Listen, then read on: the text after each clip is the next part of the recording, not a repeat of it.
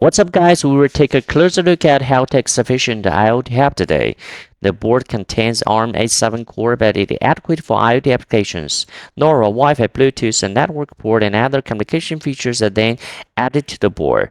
This integrated LoRa function is a standout feature. It will be convenient to use. The operating system is based on Debian 10 for customization, primarily to optimize IoT application scenarios. In a nutshell, it is an IoT development board that runs Linux operating system. Without further ado, let's get started. The Linux development board first step, like the computer's installation system, is to burn the system.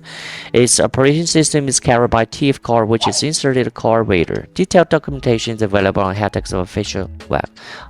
We click here to start.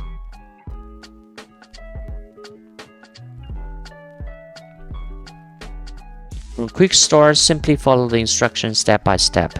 The tool within the documentation page and links in it must be used to download and install, and we can use directly.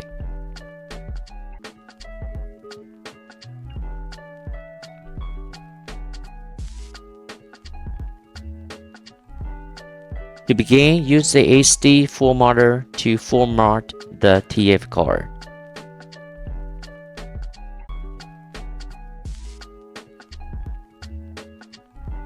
Well, the formatting is complete.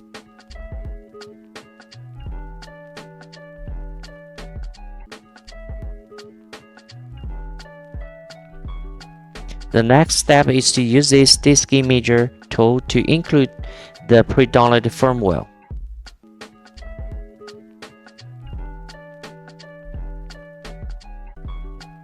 The most recent firmware version can be downloaded from this URL. The size of TF card should be 2 GB or greater. It is now time to burn the firmware. We can link the relevant lines. An antenna is required in the wireless line. Do you know why? In fact, it's sometimes possible to avoid using the wireless antenna. However, if the antenna is not connected, the circuit is broken. Theoretically, this is a total reflection. If the energy is reflected back, the RF is likely to be burned. Then there's the serial port. Whether you have a Raspberry Pi or another Linux development board, you will need to use a small USB to serial module in this case. Typically, the serial port input command is used before device is networked. Print logs, for example, Sufficient IoT Hub's debug port is serial port 3. Use the pinout diagram as a guide. Remember to connect TX and RX together. Connect this side as well. Okay, finished. The serial module is linked to the computer using USB. Now the firmware is currently being burned. The warning sign can be ignored in this case. This is due to the fact that the file system on the SD card differs from that of the Windows.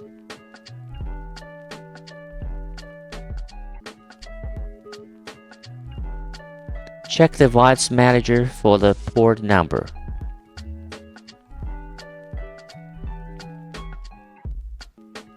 The baud rate is 115200. Windows does not come with a built-in serial port tool by default. As a result, we recommend that you use a PuTTY tool. This is simple and straightforward. Now we take the burned TF card and insert it into our Sufficient IoT Hub.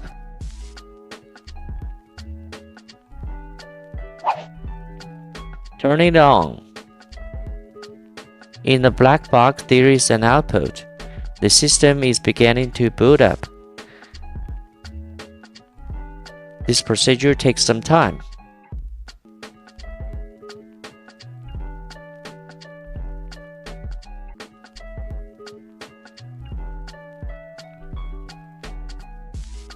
Okay, we were almost there.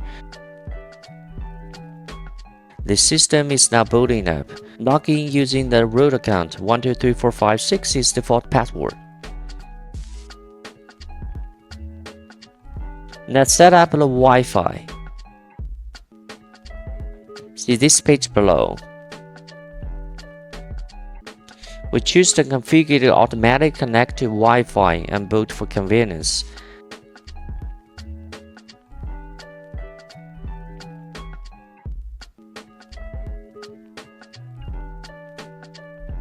We will reboot after writing to this file.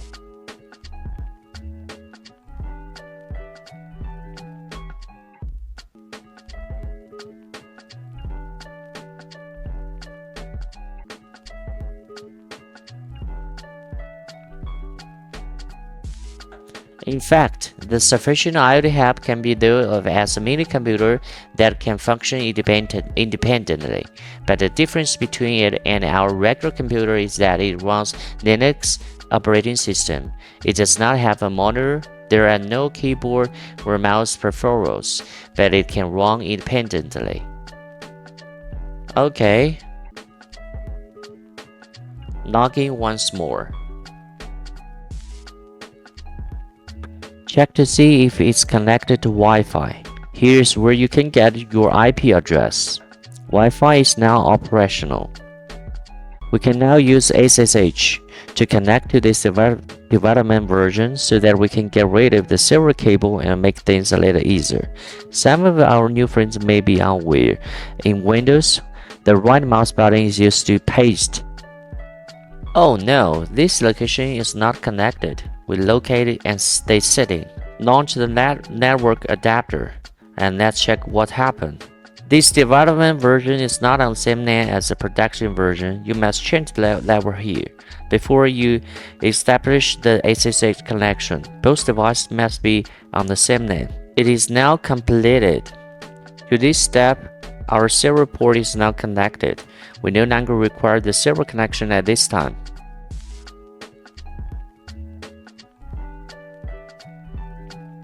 The serial cable can also be unplugged.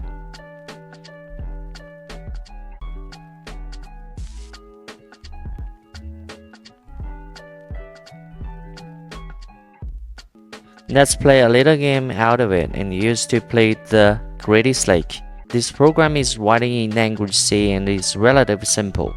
A keyboard interaction is powered by RGB light board.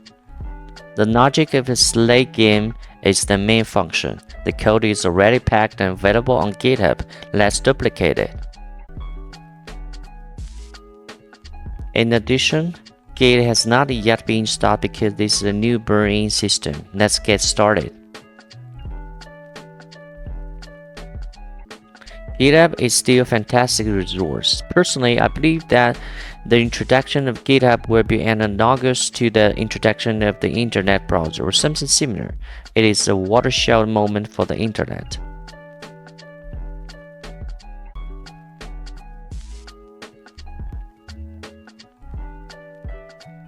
It has been installed.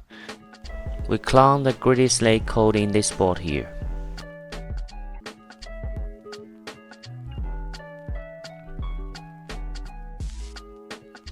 Navigate to the codes directory.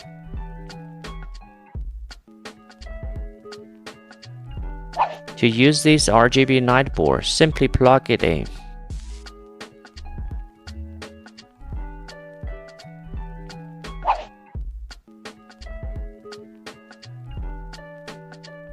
Compile the code.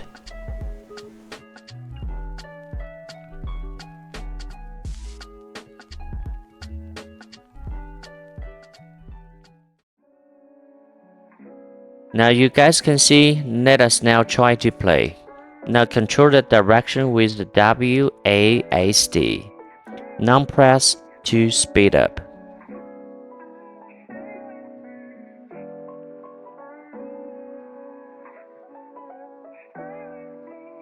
After all, this game is too simple. It appears to be unsuitable for high-end professional players such as myself. Whoops, it's too early to say so and now I failed. This game's code is still relatively simple concerning caliber of the children's programming. Readers who are interested can try to read. This can be fundamental understanding how to interact with hardware in C language. Thank you for watching. There will be additional updates later, tutorials on embedded development. If you enjoyed, you can also select favorite and likes. And graphic tutorial in depth are also included in the comment section. If you're curious, you can scroll down and click to watch. That includes this video. See you next time.